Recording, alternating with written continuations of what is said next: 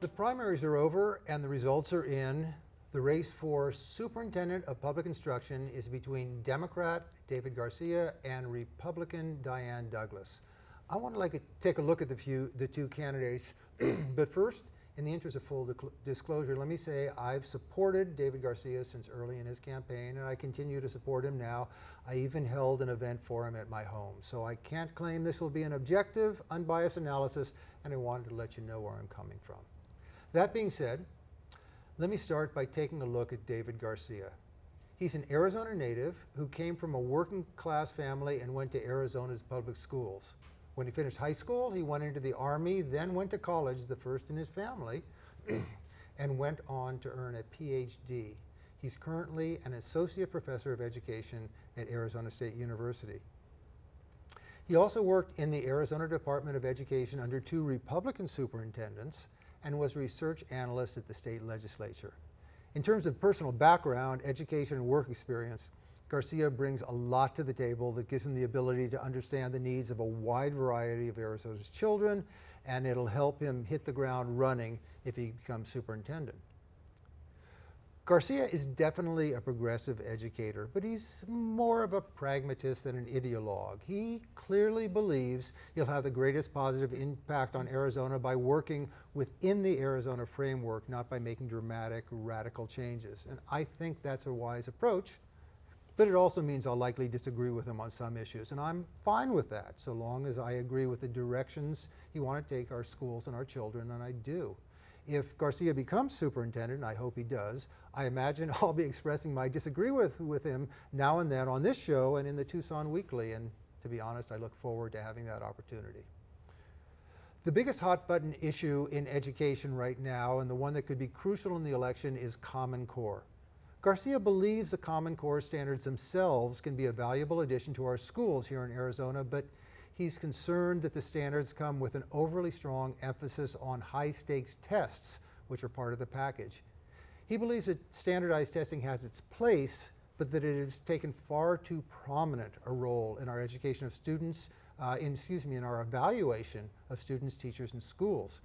He wants to move toward a more holistic form of evaluation, which could include looking at a number of different areas: foreign language proficiency, proficiency with computer languages, career and technical education certification, service learning, things like that. What will that mean exactly? Well, folks, there's no exactly in education, no matter what the proponents of multiple choice tests tell you. Clearly, Garcia wants to move towards a larger view of learning and evaluation than can be provided by relying purely on standardized testing. Garcia is fine with the idea of charter schools, especially those which are innovative, and he believes a similar spirit of innovation should be encouraged in school districts. He's a strong advocate of teaching foreign languages to all students with the goal of giving students fluency in 2 or more languages. He disapproves of the current ELL program in Arizona, which was brought into place a few years ago, where students who don't speak English as a first language are segregated from the rest of the students for 4 hours a day and taught nothing but English during that time. No subject matter, only English. That would change under his watch. Diane Douglas. She has a degree in business and marketing and has served on the Peoria School Board. In terms of her education agenda, she's pretty much a one-issue candidate, and that issue is Common Core. The first thing she says on her website is that when she's running for superintendent, her job will be quite simply to stop the Common Core standards in Arizona and return control over our children's education to you through your locally elected school boards. Everything else stems from her hatred of the Common Core. As I've listened to her and read what's on her website, I found that her ideas are based more on her hatred of President Obama and her fear of the federal government than they are on educational principles.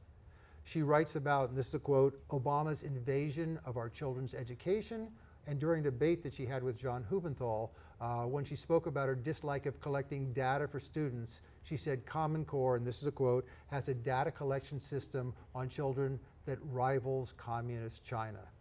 You get the idea. Douglas's agenda is so far to the right. 2 former Republican superintendents of public instruction, Lisa Graham Keegan and Jaime Molera, have endorsed Garcia. if current Superintendent John Huppenthal had won the primary over Douglas, I don't think his former superintendents would have given the nod to Garcia. But Douglas scares them. One of the superintendents, Jaime Molera, called Douglas's views distorted and ideological, and he said Arizona does not need someone who will bring extreme and nonsensical views to our K-12 system. Well, Annie, if that's what we've got in the superintendent's race, voters have a very clear and stark choice. They do, and I think, but for the Common Core, I think John Huppenthal would have easily won the primary, but that sunk his ship. I am cautious about this race, not because I don't think David Garcia would make a strong superintendent, but because of some of the, in my opinion, disturbing alliances he's making right now with regard to the former superintendents, Lisa Graham-Keegan and Jaime Molera. When you were talking about Jaime Molera's description of Diane Douglas, I would say that I would find some of Jaime Molera's positions to be quite distorted and ideological. These are two people who are very strong proponents of the privatization agenda. They have worked against restoring resources to neighborhood schools. They have worked to help defund or prevent neighborhood schools from receiving restored funding. And so this is a political world. You have to make political alliances, but that makes me very wary. And I just want to ensure that no promises are made to either one of them, because I know what their end game is for schools in Arizona, and I don't think it's David Garcia's end game, but I think it's a bad alliance. I agree with the concerns about those two ex-superintendents. I have no great love for them, but I am pleased that they are concerned enough about Diane Douglas, and I really think that's what this is, that they feel that someone who they know, who they've worked with, he's worked with them, that he'll be an honest, fair broker, and they'll be able to get their word into him. Doesn't mean that he'll definitely support what they say, and I'm hoping that's the way it'll work. So we'll see. Anyway, I'm a strong supporter. I sincerely hope he wins and wins big.